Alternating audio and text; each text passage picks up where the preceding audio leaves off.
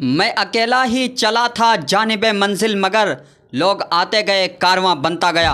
दोस्तों खबर बहुत बड़ी आ रही है। आज़ाद समाज पार्टी से एमन रिजवी लोकसभा प्रत्याशी चांदनी चौक क्षेत्र से चुनाव लड़ रही है। इस बार एमन रिजवी बोली, आप जानते हैं आपके लिए मैं और देश के संविधान के लिए आपके साथ खड़े हैं। इस बार एएसपी पार्टी से चांदनी चौक क्षेत्र से लोकसभा की प्रत्याशी हूं और मैं आपसे इस बार वोट लेने के लिए आई हूं। चांदनी चौक में मुस्लिम वोट की 35 से 40% है और दलित या अन्य 35% है। उन्होंने ये भी कहा कि कांग्रेस और बीजेपी दोनों एक सिक्के के दो पहलू हैं। एमन रिजवी ने कांग्रेस की पोल खोलते हुए ये भी कहा कि हिंदुस्तान में जितने बड़े बड़े दंगे हुए, चाहे वो मुरादाबाद का हो या दिल्ली का, इन सब में कांग्रेस का हाथ है। आप आज़ाद समाज पार्टी की प्रत्याशी एमन रिजवी के इस वीडियो को देखें। अस्सलामुअलैकुम, जय भीम, जय संविधान। मैं अकेली ही चली थी जानिबे मंजिल मगर, मैं अकेली ही चली थी जानिबे मंजिल मगर, आप साथ आते गए और कारवां बनता गया। मैं एमन रिजवी, आप मुझे बहुत अच्छी तरह जानते होंगे और इस बार मैं आपके चांदनी चौक से लोकसभा की प्रत्याशी हूँ और पार्टी है एएसपी। चंद्रशेखर भैया ने यकीन बनाया है और आप मुझे जानते हैं, लगातार आपके लिए, देश के लिए, संविधान के लिए, हर तरह के सच के लिए मैं आपके साथ खड़ी हुई हूँ और इस बार आपसे अपना वोट लेने आई हूँ।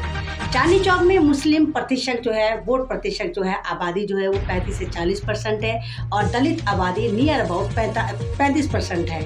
तो मैं आपसे अपना वोट लेने आई हूँ। बहुत गुमराह मुसलमान, कुछ आप ये कहिए भटके हुए मुसलमान आपके पास आएंगे जो कांग्रेस की कोख से पैदा हुए होंगे और आपसे कहेंगे नहीं नहीं अग्रवाल को वोट दीजिए। तो आप उनसे सिर्फ एक सवाल करना, उन्हीं अग्रवाल साहब को जब वो यहाँ के एमपी थे तो उन्होंने हथियार बांटे थे ताकि मुसलमानों का कत्लेआम करा जाए, या उन्हीं अग्रवाल साहब को जिनका वोट यहाँ पर कुछ भी नहीं, या उन्हीं अग्रवाल साहब को जिनके लिए कांग्रेस ने अपना यकीन बनाया, मुसलमानों पे यकीन नहीं बनाया।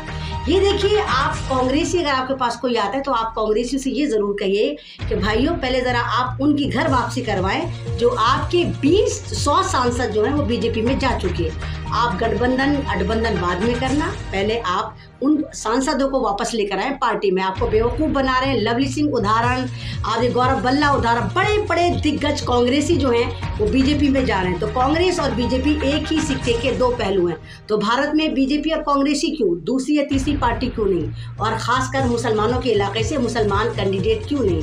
सेकुलरिज्म का नारा देने वाली ये पार्टी, आप याद करिए जितने भी हिंदुस्तान में दंगे हुए, चाहे वो बाबरी मस्जिद हो, चाहे वो मलियाना बाग हो, चाहे मेरठ कांड हो, हाशिमपुरा कांड हो, इवन के आप मुरादाबाद कांड जिसमें ईद की नमाज के वक्त किसी कांग्रेस ने आप पर गोलियां बरसाई थी, चाहे दिल्ली दंगे हो, इसमें चुप बैठे रहे। मुख्तार अंसारी का कत्ल करने वाली यही कांग्रेस है। तो क्या आप इसी कातिलों को आप चुनवाना चाहते हैं और सेकुलरिज्म के नाम पर वोट देना चाहते हैं? आप जरूर सवाल करें कि कांग्रेसी क्यों सिर्फ भारतीय जनता पार्टी में जाते हैं, ओवैसी साहब की पार्टी में क्यों नहीं जाते, अखिलेश की पार्टी में क्यों नहीं जाते, मायावती की पार्टी में क्यों नहीं जाते, और कांग्रेस मुसलमानों से क्यों इतनी खौफजदा है कि दिल्ली की 7 सीटों में जहां 3 सीटें ऐसी हैं जहां मुसलमानों को टिकट दिया जा सकता है, चाहे वो ओखला की सीट हो, चाहे वो चांदनी चौक की सीट हो, चाहे वो नॉर्थ ईस्ट की सीट हो, यानी पूरा जहां पर इस्लामपुर, जाफराबाद, मुसाबाद आता है, तो यहाँ से मुसलमानों को कभी टिकट क्यों नहीं दिया गया? चंद्रशेखर आज़ाद आप जानते हैं बहुत क्रांतिकारी, आंदोलनकारी और सेम मेरी तरह जिस तरह मैं मुसलमानों के लिए लगातार खड़ी रहती हूँ, इसी तरह चंद्रशेखर भैया भी समाज के लिए, हर बंदे के लिए, तबके के लिए खड़े रहते हैं। तो मैं आपसे अपना वोट लेने आई हूँ। मैं 40% मेरा जो वोट है वो मैं आपसे लेने आई और ये वादा करती हूँ कि इंशाल्लाह जब तक मेरे अंदर खून का आखिरी खतरा है, जिस तरह मैं आपके लिए काम कर रही थी, हर मुद्दे पे, हर जुल्म के खिलाफ आपके लिए आवाज़ उठा रही थी, चाहे एनआरसी हो, चाहे किसान मूवमेंट हो, चाहे कोई भी मॉब लिंचिंग हो, चाहे वो कर्नाटक का हिजाब प्रोटेस्ट हो, चाहे वो मेवात की मॉब, हर मुद्दे पर आप सिर्फ गूगल पे जाइए, आप यूट्यूब पर जाइए, एमन रिजवी टाइप करिए और देखिए हज़ारों हज़ार आपको इंटरव्यू ऐसे मिलेंगे जो मैं आपके लिए लगातार आवाज़ उठाती हूँ, अपने देश के लिए आवाज़ उठाती हूँ और आपसे वादा करती हूँ कि चांदनी चौक के तमाम मसाइलों का हल मैं ढूंढूंगी, आपके लिए खड़ी रहूंगी और मेरे अंदर आखिरी सांस जब तक है मैं आपके लिए इसी तरह काम करती रहूंगी और देश के लिए अपनी जान समर्पित करूंगी। अल्लाह हाफिज़।